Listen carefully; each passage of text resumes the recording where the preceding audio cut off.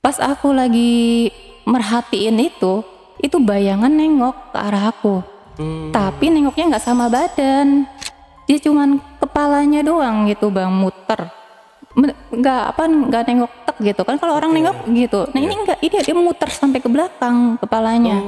Aduh, di situ langsung badan aku kaku, nggak bisa bergerak, mau teriak manggil suami pun nggak bisa. Yang aku lihat itu kayak dagangan ini apa sih, potongan-potongan bayi gitu bang, kayak tangan bayi, kepala bayi, bahkan ada matanya. Jadi isi-isi kepala tuh kayak mata aja tuh terpisah-pisah gitu. Itu rumah yang kamu kontrakin sebenarnya bukan rumah kontrakan. Itu rumah udah lama nggak dipakai. Dan itu kontrakan yang kamu itu bekas dukun beranak bang. Oh. Itu tempat kayak misalkan kayak aborsi lah, kalau kayak apa mau mengaborsi anak ya ke situ, ke dukun beranak itu.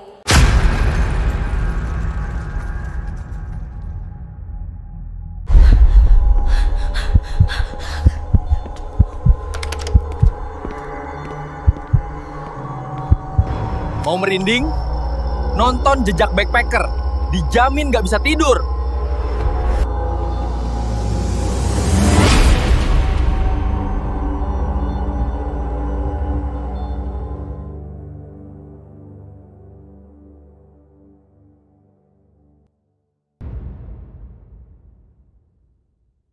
Assalamualaikum warahmatullahi wabarakatuh.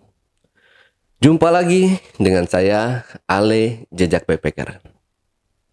Dalam obrolan misteri Jejak Backpacker kali ini, kembali saya menghadirkan seorang narasumber yang pernah mengalami kejadian mistis. Seperti apa kejadian mistis yang dialami oleh narasumber kita pada malam hari ini? Langsung aja kita sapa narasumbernya. Assalamualaikum. Waalaikumsalam. Kak Aulia. Iya. Kak Aulia, terima kasih nih udah hadir di studio Jejak Backpacker. Sama-sama, Kak.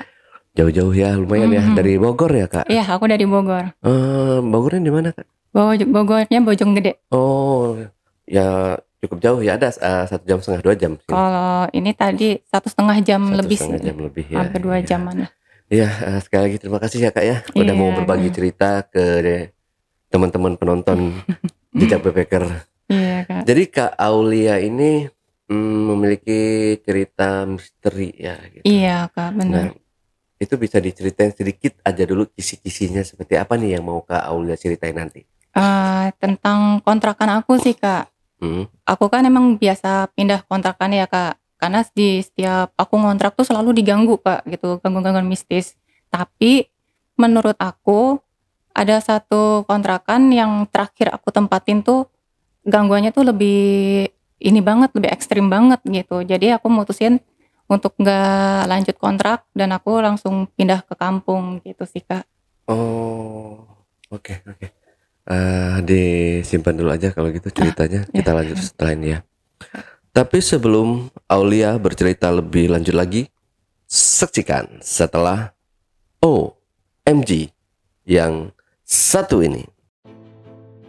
Kopi Liong Bulan, nuansa legendaris di mana keunikan rasa dan aroma mengalir dari setiap biji kopi pilihan.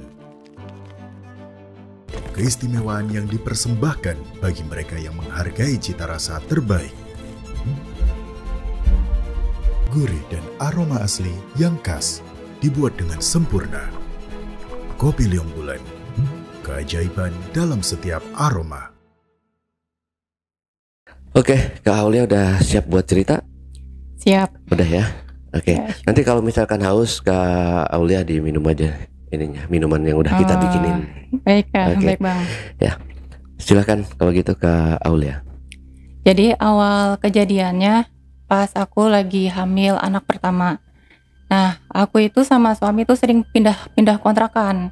Karena kenapa? Karena setiap aku ngontrak itu selalu diganggu sama gangguan mistis gitu. Ya misalkan kayak pernah aku tuh ngerasa ketindihan, lagi tidur tuh ngerasa ketindihan. Terus kadang suami lagi kerja itu ada kayak ada suara orang mandi di dalam kamar mandi. Bahkan sampai suara-suara hantu, suara kuntilanak, suara apa itu sering aku dengar gitu. Makanya aku sama suami tuh mutusin untuk pindah kontrakan lagi gitu. Nah, kita tuh pas itu kita lagi nyari kontrakan nih Kak, Bang. Nah, aku nyari kontrakan di daerah Bekasi.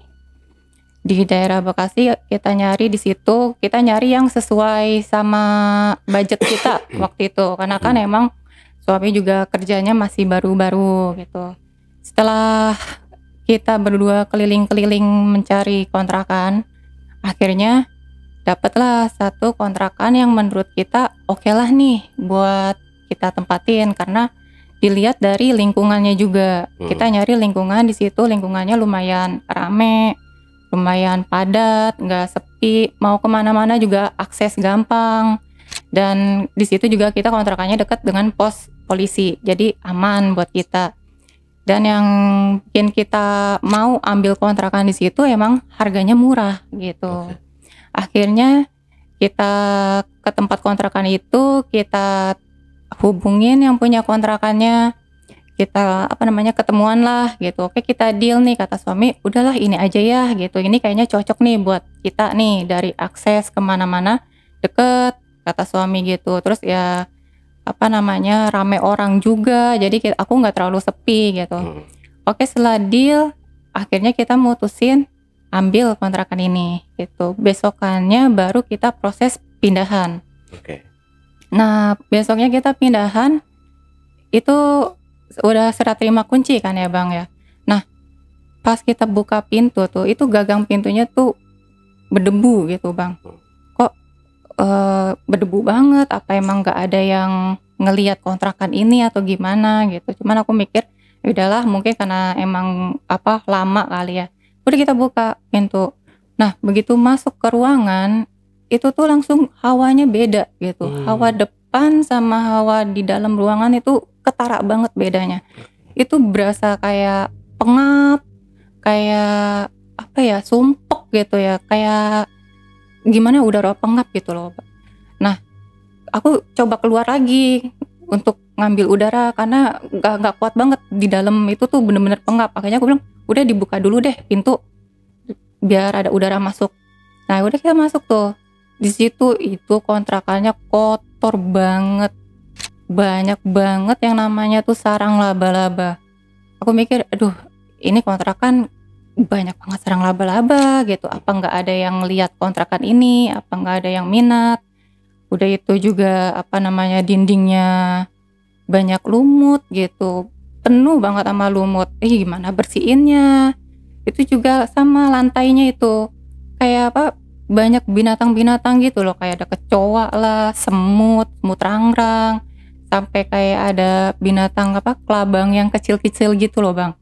Wah, ini mah kayak gini banget ya. Terus langsung di situ feeling aku, loh kok feeling aku tuh nggak enak gitu.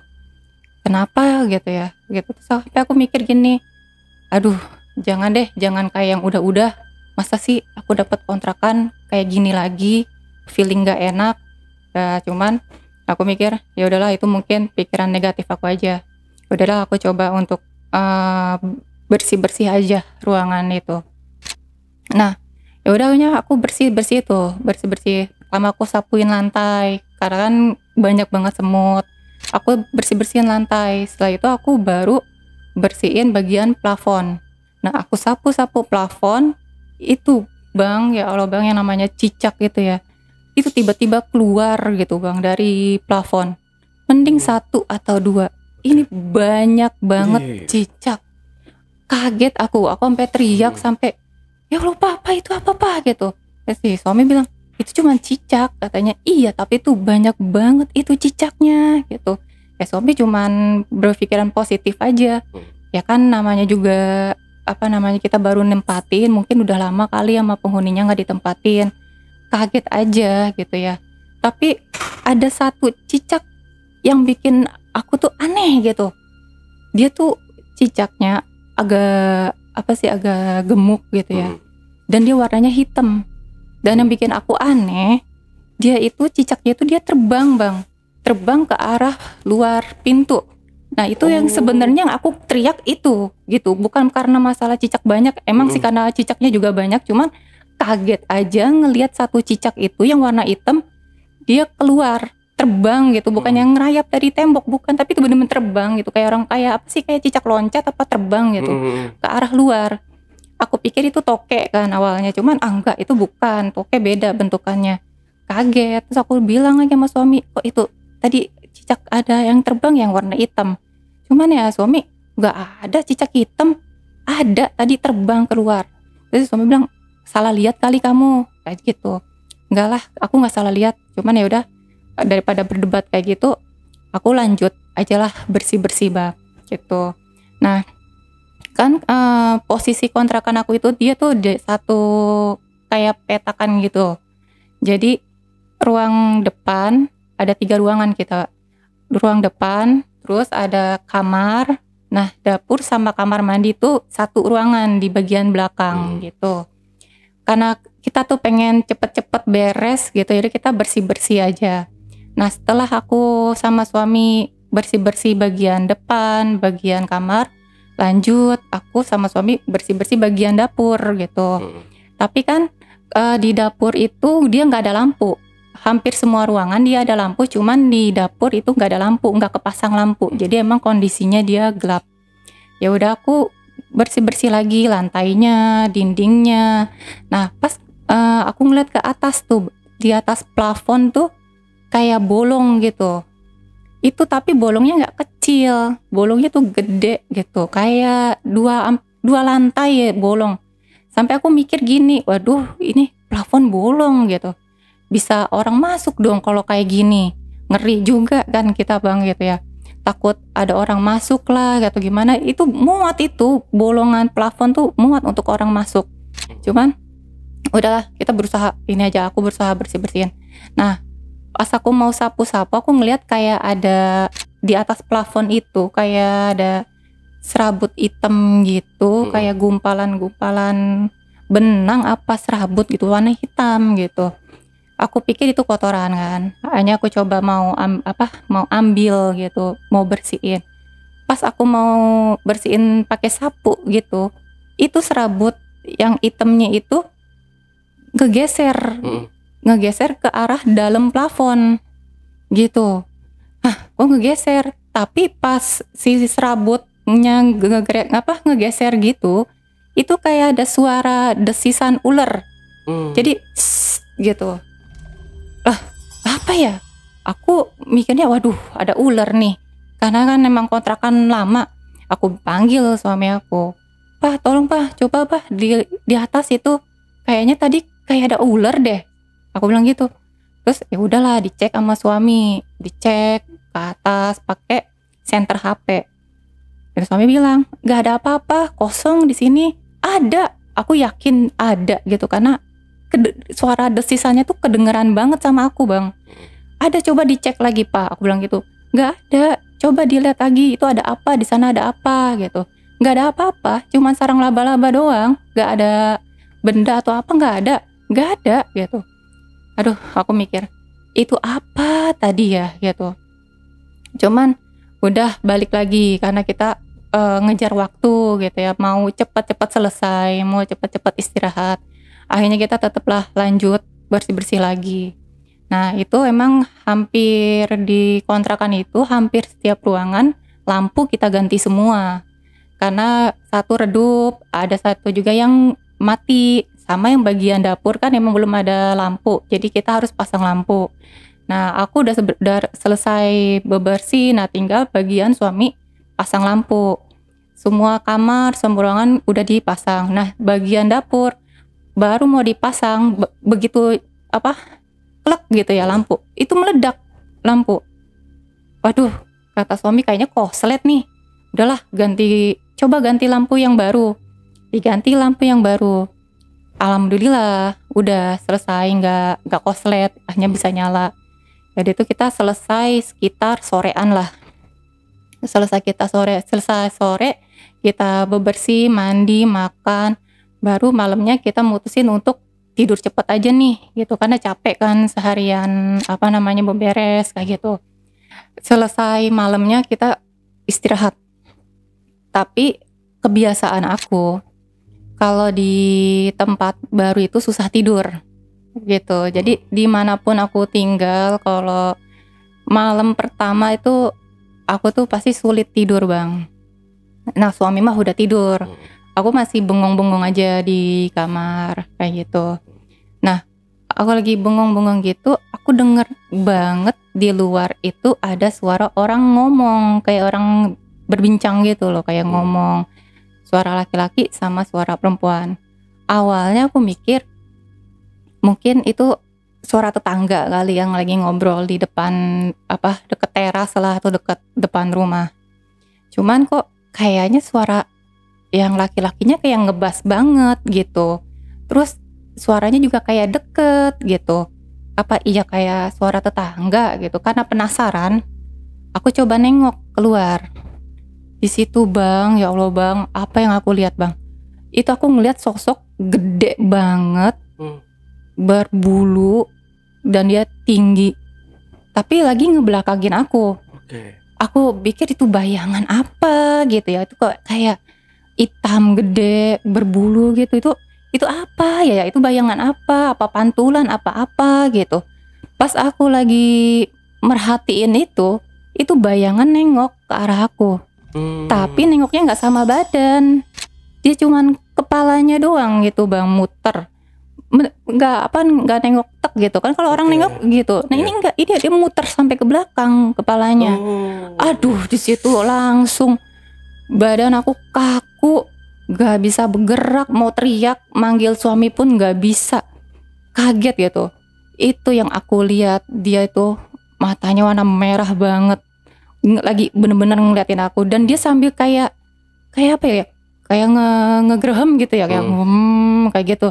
Wah aduh situ mau ngapain juga nggak bisa, mau gerakin badan nggak bisa, mau baca-baca dari dalam hati juga nggak bisa, cuman kaget aja.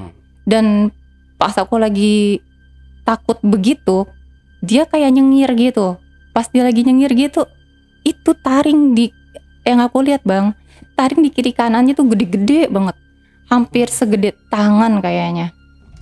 Wah di situ udah bener-bener pusing, kepala langsung pening gitu, pusing, mau bergerak, mau balik badan tuh nggak bisa. Udah pusing, tiba-tiba penglihatan aku langsung gelap aja, gelap gitu, kayak kok ini kayak gelap gitu, kenapa kok gelap ya gitu. Tapi aku masih tetap sadar gitu, kok tiba-tiba gelap, ini ada apa, mau bergerakin nggak bisa. Nah setelah itu baru tuh agak tenangan dikit, barulah aku bisa ngeliat bang. Tapi yang aku lihat, aku nggak ada di kontrakan. Aku tuh yang aku lihat itu aku langsung berada kayak di pasar gitu, pasar kayak keramaian pasar lah, banyak orang lalu lalang, pedagang. Tapi emang rata-rata yang aku lihat di situ ibu-ibu semua gitu, ada yang sendiri, ada yang bawa bayi, gendong bayi gitu. Nah aku belum sadar ini di pasar, kok tiba di pasar gitu. Aku liatin lagi nih, itu yang aku lihat bukan pasar biasa yang kayak isinya kayak sayur mayur kayak gitu ya, daging, ikan, wortel.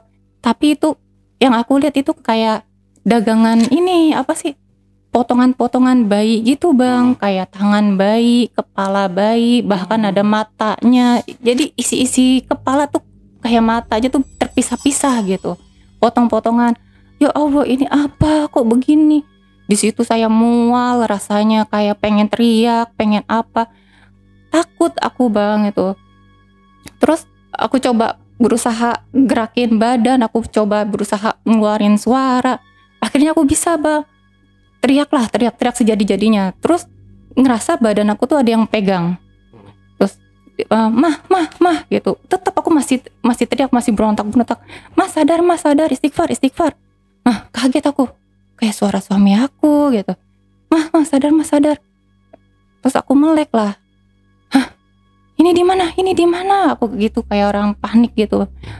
Ini kita di kontrakan. Udah mah istighfar. Aku kaget, kakakku tiba-tiba dikontrakan, tadinya ada di pasar kayak gitu.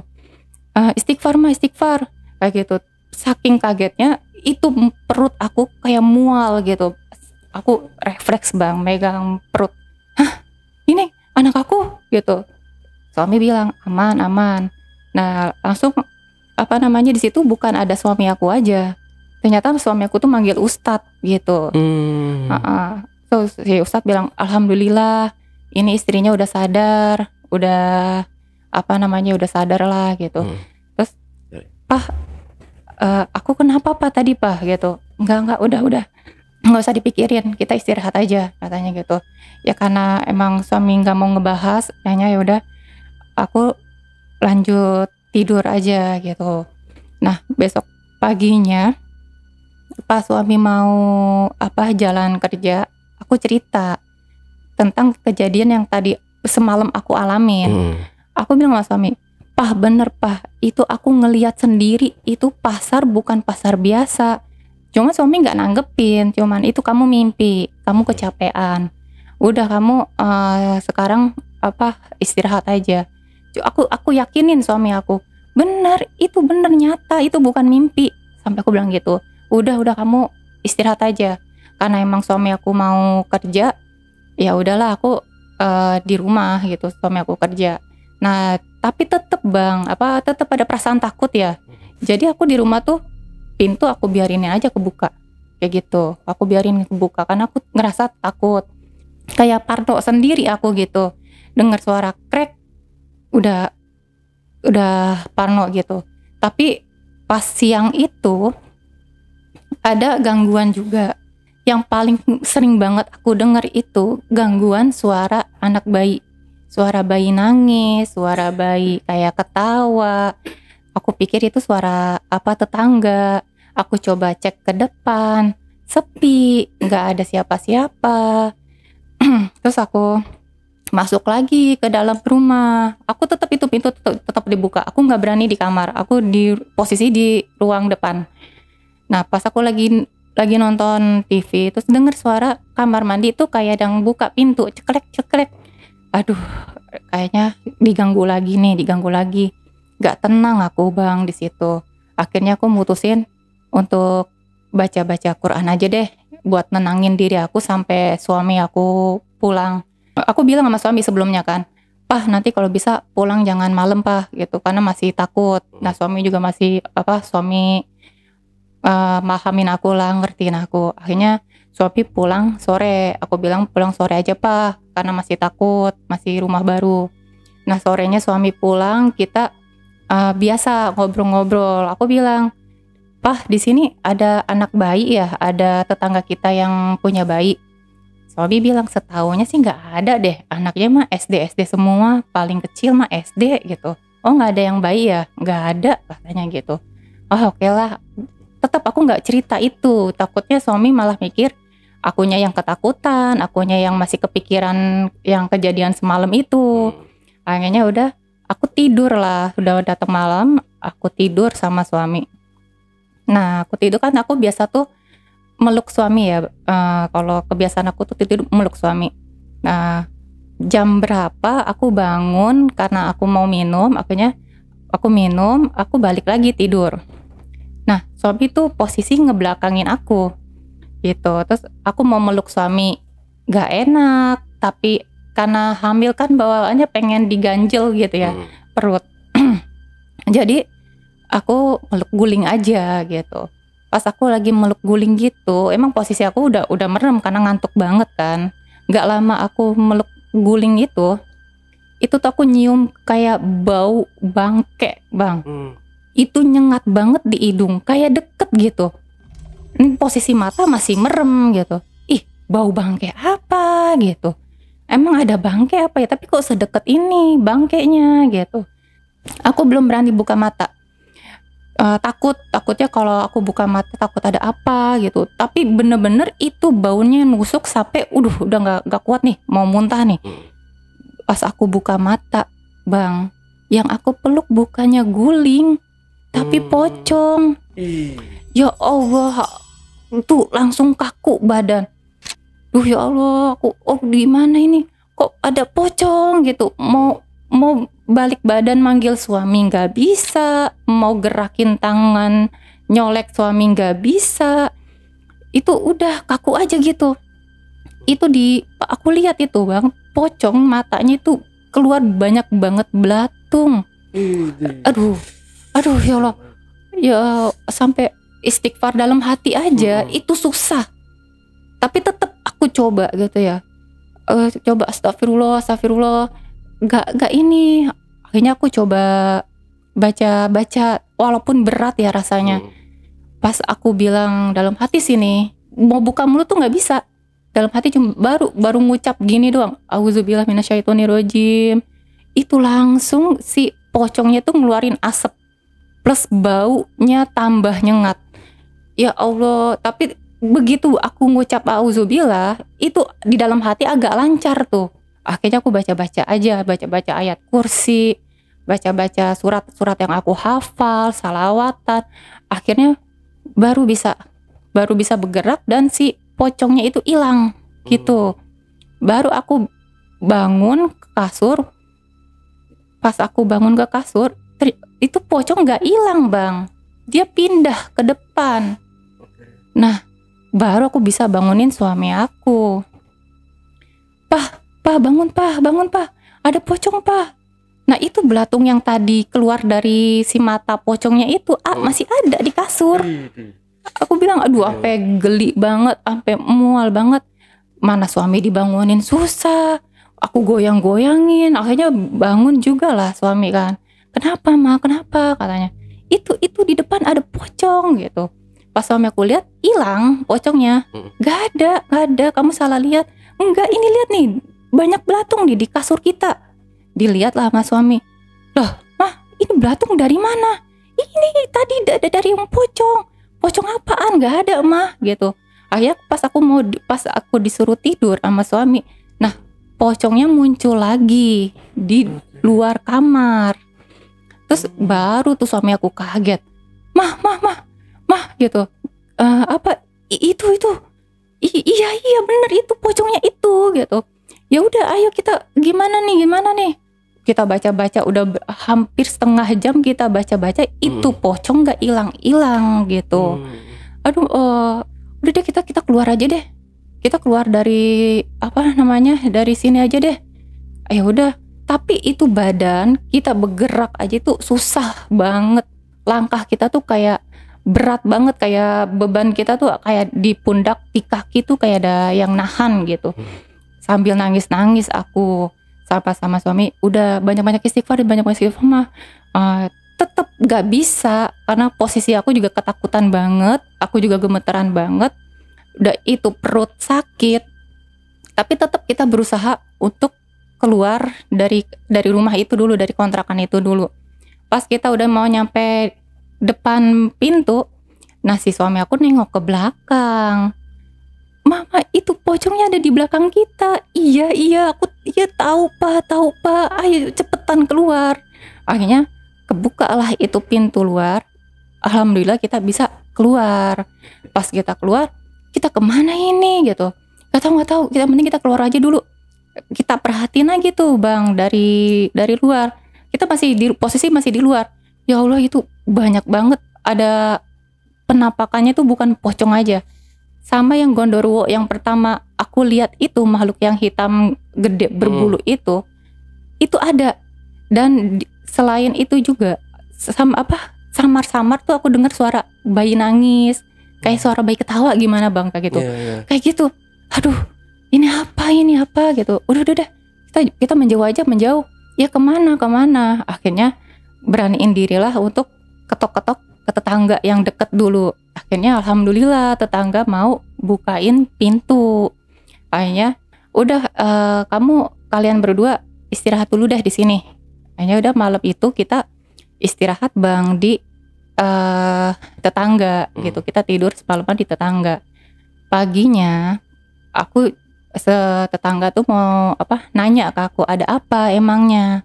Aku ceritain kejadiannya semuanya. Sama aku nanya, Mbak, emang di sini ada anak bayi ya? Ada yang punya bayi? Ya si tetangga jawab, nggak ada yang punya bayi di sini. Di sini rata-rata umurnya tuh SD paling kecil. Oh iya, aku cuma gitu aja. Nah terus setelah aku ceritain begitu, baru tuh tetangga mulai cerita. Dia bilang gini, kamu tahu nggak, itu rumah yang kamu kontrakin sebenarnya bukan rumah kontrakan. Itu rumah udah lama nggak dipakai. Dan itu kontrakan yang kamu itu bekas dukun beranak, Bang. Oh. Itu tempat kayak misalkan kayak aborsi lah. Kalau kayak apa, mau mengaborsi anak ya ke situ, ke dukun beranak itu. Atau ada juga katanya sih yang kebanyakan tuh orang-orang yang mau kaya cepat. Jadi tumbalnya si bayi itu. Kayak gitu sih, Bang. Nah, akhirnya aku setelah tahu begitu cerita itu dari si tetangga, aku mutusin sama suami, udah kita nggak usah lanjut ya gitu. Ya udahlah, kita nggak usah lanjut lagi ya di situ. Kayaknya aku mutusin sama suami untuk pulang ke kampung aja gitu, pulang ke kampung aja, biar tenang lah. Aku mau pulang kampung aja. Kamu kalau mau kerja silakan kerja di Jakarta. Aku nggak apa-apa di kampung. Aku gitu. Nah, tapi itu gangguannya belum berhenti, Bang. Oke. Masih ngikutin aku. Nah selama di kampung itu aku tuh ngerasa kayak bawaannya marah-marah, kayak apa, kesel banget bawaannya, kesel. Udah itu ditambah perut kayak sakit, kayak apa namanya, ada orang ngomong aku kesinggung, pokoknya marah-marah. Tengah malam suka teriak-teriak sendiri nggak jelas. Kalau kata orang tua aku sering kesurupan kayak gitu. Terus tetap aku masih kengiang-ngiang suara bayi itu, suara tangisan bayi, suara ketawa bayi itu masih kengiang-ngiang gitu. Akhirnya sama orang tua dipanggil lah orang pintar, diruqyah, kayak kita apa, kayak aku diruqyah gitu, diobatin, dibaca-bacain. Hanya sama si ustadz itu, sama si orang pintar itu, dia bilang gini, ini bayi kamu mau diambil, katanya gitu. Astagfirullah. Aku di situ. Nah pas lagi sebelumnya nih, Bang, pas lagi diobatin, dibaca-bacain, diruqyah, itu tuh aku ngamuk, aku teriak gitu, kayak ngebrontak dia gitu, sampai dipegangin sama suami, sama orang tua. Itu kayaknya tenagaku kuat katanya, kayak gitu. Terus akhirnya alhamdulillah bisalah diruqyah itu udah selesai. Baru tuh si ustadz itu bilang, ini anak kamu mau diambil, katanya gitu. Ya Allah, aku nangis di situ, aku nangis sejadi-jadinya. Terus ya udah kata ustadznya gini, ya udah untuk penyembuhan selanjutnya kamu banyak-banyak ingat-ingat Allah lah, kayak gitu. Sering-sering ngaji, sering-sering banyak-banyak istighfar, baca zikir, kayak gitu sih. Dan ya alhamdulillah sih sampai sekarang gangguan itu udah nggak ada gitu. Dan aku sekarang ini nih kalau nyari kontrakan itu bener-bener deh nggak mau lagi yang asal murah gitu. Asal dapat murah udah kita itu. Karena dulu aku patokannya harga, Bang, gitu. Emang kayak nggak wajar banget ya. Pas kemarin aku nyari kontrakan itu harga nggak wajar banget, nggak kayak yang biasa aku ngontrak kayak gitu. Jadi aku sekarang sama suami kalau nyari kontrakan, pertama nggak mau lah ya tergiur harga murah.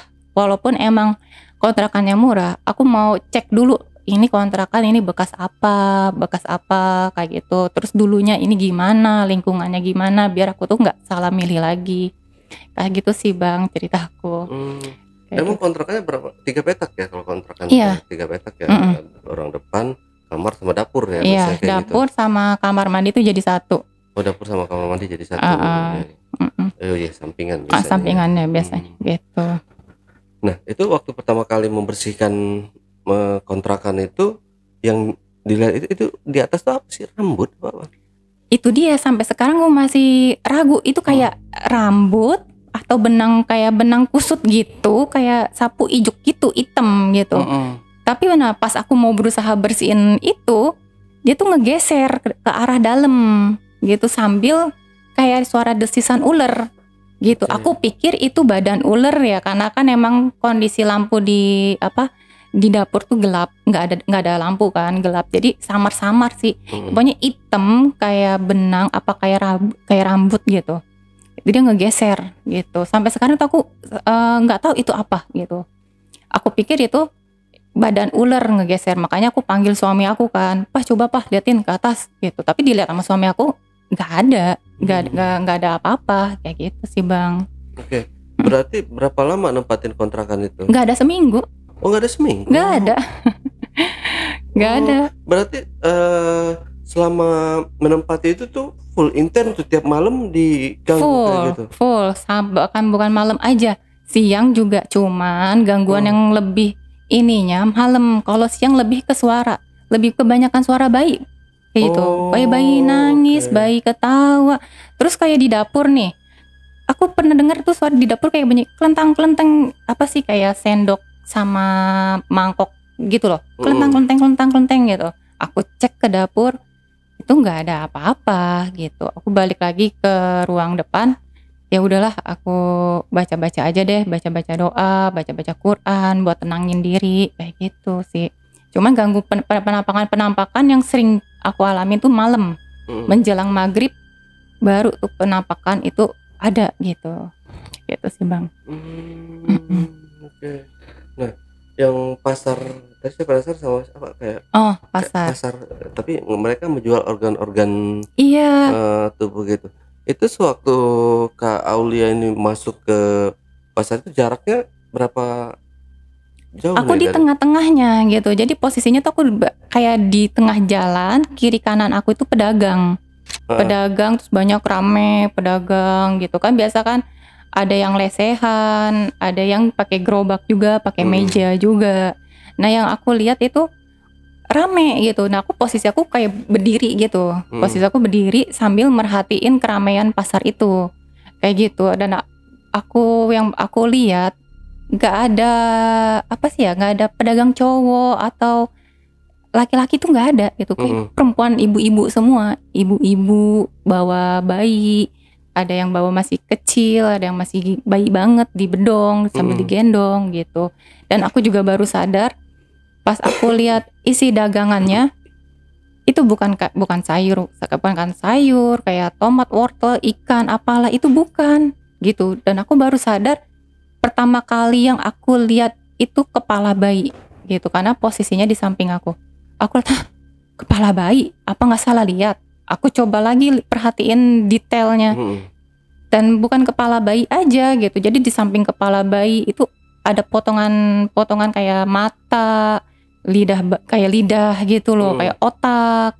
Nah ada lagi yang di lesehannya itu potongan-potongan tangan, potongan-potongan kaki kayak gitu. Bahkan ada bayi yang masih ada ari-arinya. Itu dijejerin gitu. Kayak gitu, itu yang aku lihat itu. Makanya di situ aku teriak banget, histeris, takut, segala macam lah di situ rasa. Oke. Nah, kalau Aulia bisa masuk ke situ tuh karena awalnya tadi itu karena aku ngelihat yang sosok makhluk yang gede itu. Oke. Nah, pas aku bertatapan sama matanya dia gitu. Pas awalnya kan dia ngebelakangin aku, Bang. Nah, baru tuh dia nengok sebentar gitu. Tadi tuh muter. Nah, pas aku bertatapan mata sama dia, itu matanya nyala gitu. Matanya nyala merah sambil dia ngegeraham gitu. Kayak gitu, kayak entah apa gitu. Nah, baru di situ pandangan aku gelap gitu. Gitu. Nah, tiba-tiba masuk ke dunianya itu kali ya, kayak gitu, ke bagian pasar itu. Aku coba gerakin badan aku coba teriak manggil suami, itu nggak bisa sama sekali, suara nggak keluar. Tapi aku tetap berusaha teriak-teriak, baru sadar ada yang pegang pundak gitu. Aku kira ya masih suasana pasar, aku siapa nih yang megang gitu. Cuman mas sadar istighfar, tetep tuh berontak lah kayak gitu. Terus ternyata kata suami, pas udah sadarnya nih Bang, aku tanya tuh, pas aku bilang aku ngelihat ini, enggak mah, kamu itu mimpi, cuman kamu kayak ngigo aja, kamu kayak teriak-teriak kayak gitu, makanya aku dibangunin gak sadar. Akhirnya suami minta tolong sama tetangga panggilin ustadz untuk sadarin aku itu, kayak gitu sih Bang. Berarti udah rame nih orang ngelihat. Iya, pas malam pertama itu ada suami aku sama ustadz sama beberapa orang kayak gitu, beberapa tetangga lah gitu. Mungkin Pak RT atau tetangga sebelah kayak gitu. Oke. Nah, menurut cerita tetangganya kan ini bekas rumah dukun beranak ya. Iya, bekas rumah dukun beranak. Bekas rumah dukun beranak. Nah, Kak Aulia mendapatkan cerita seperti apa lagi nih kejadian-kejadian di sana sewaktu si dukun beranak ini masih menggunakan atau masih menempati rumah ini? Yang aku dengar dari tetangga itu kayak praktek aborsi, praktek tumbal untuk nyari kekayaan gitu. Tapi emang yang kebanyakan ibu-ibu hamil yang mau aborsi anaknya ke situ, atau kayak ya orang lah dia mau cepet kaya, mau ini, dia tumbalin anak bayinya gitu sih. Nah, yang aku dengar juga katanya sih si dukun beranak itu mati di situ gitu, tapi nggak ada yang menemukan jasadnya kayak gitu. Udah dicoba dicari kemana-mana, itu jasadnya nggak ketemu. Dapat berita dia mati gitu aja gitu, dan itu udah ketutup gitu aja gitu, diberesin sama warga, kontrakannya, rumahnya itu dibersihin. Tetap pas lagi proses pembersihan itu bau anyir banget gitu. Kayak gitu, itu yang aku dengar dari cerita tetangga sih kayak gitu. Udah tua tuh kata mereka si dukunnya ini. Dia 2 orang kan ya. Dia suami istri, dia kerja sebagai dukun beranak, dan emang nggak tua banget sih, sekitar umur 50-an lah gitu, 50-an ke atas gitu, nggak nyampe 60 katanya. Masih fisiknya sih masih oke lah katanya, nggak tua-tua banget kayak gitu sih. Kayak gitu Bang. Oke. Berarti sampai sekarang memang si dukun beranak ini nggak ditemuin gitu. Iya, cuman yang dengar berita sih ada yang bilang dia udah mati lah, udah meninggal. Ada yang bilang dia pergi atau gimana gitu. Pokoknya si dukun beranak ini nggak diketemuin lagi gitu. Posisinya gimana gitu. Berarti dulu sempat di polis lain juga ya, kemungkinan ya waktu kayak gitu sih. Ditemukan mungkin jasad bayi apa segala macamnya. Iya. Nah, bisa jadi kalau kita dengar yang di berita dulu kan pernah juga ya ada yang seperti ini. Mereka menguburnya atau membuang si jabang bayinya ini ke dalam toilet. Dan aku juga sempat nanya, ini udah berapa lama kosong gitu. Ini mah udah lama banget, udah hampir 10 tahunan ini rumah nggak ditempatin. Kejadiannya juga si dukun beranak itu terakhir ditempatin sama dukun beranak itu udah gak ada yang berani lagi nempatin gitu. Dan baru lagi ditempatin sama aku sama suami gitu. Kayak gitu sih Bang. Oke. Tapi di sini suami sendiri nggak pernah digangguin ya selama? Aku nanya sih enggak, dia normal-normal aja. Cuman yang pas itu doang tuh, yang terakhir itu dia baru ngelihat pocong itu gitu. Karena kan emang suami kan kerja ya, pagi pulang sore, jadi nggak begitu ngalamin gangguan banget gitu. Yang terakhir aja itu tuh yang pas aku bilang aku lihat pocong itu. Tadinya pas aku bangunin suami, begitu suami bangun pocong itu hilang gitu. Baru nggak berapa lama itu pocong muncul lagi kayak gitu sih. Tapi gak ada pesan yang ditinggalkan sama si pocong ini? Gak ada sih Bang. Cuma mengganggu aja ya. Kayak gitu. Serem banget sih kalau udah dan belatungnya masih ada ya. Itu dia. Itu aku sempet ngerasa itu, berasa itu belatung di tangan tuh berasa. Sampai aku ini cuman cuman di mataku doang apa bukan? Ini beneran belatung atau bukan gitu. Sempet aku megang, itu beneran belatung, masih ada, dan jumlahnya tuh nggak sedikit, banyak ngegumpel gitu. Banyak di kasur, di bantal kayak gitu. Kayak gitu sih Bang. Satu lagi, kalau yang tadi cicak terbang itu apa dia? Pertandanya saya ceritain ya, yang setelah cicak terbang ini tadi. Kalau suami kan nggak ngelihat ya, yang ngelihat aku, jadi aku juga nanya aku sempat nanya, "Pah, kalau cicak terbang apa ya artinya?" gitu. "Ah, nggak pernah denger tuh cicak terbang," gitu. "Warnanya hitam," gitu. "Tokek kali." Suami aku nyangkanya tokek gitu. Cuman enggak, dia terbang. "Salah lihat kali kamu," kayak gitu sih. Kayak gitu sih, Bang. Ini kan berarti ngontraknya ini kan nggak nyampe seminggu ya, berarti Iya. mungkin 5 hari 6 hari ya. Iya, sekitar 4 hari, 4 5 hari 5 harian ya. Iya. Nah, itu cuma sebentar banget ya. Pasti ada tanda tanya dong waktu pamit sama pemilik kontrakan iya. ini.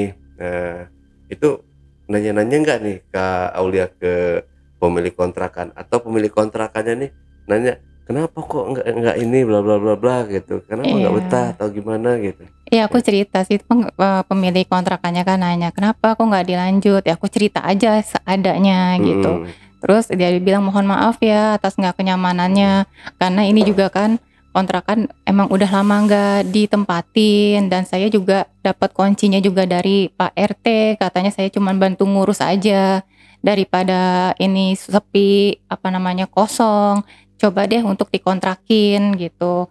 Karena emang kalau kata tetangga itu ya, sebelum dikontrakin itu sering dengar suara bayi nangis gitu. Jadi kayak malam-malam tuh kedengeran aja suara bayi nangis, terus sama kayak suara rame di dalam rumah tuh, tetangga sering kayak ada aktivitas kegiatan di dalam rumah itu, kayak gitu.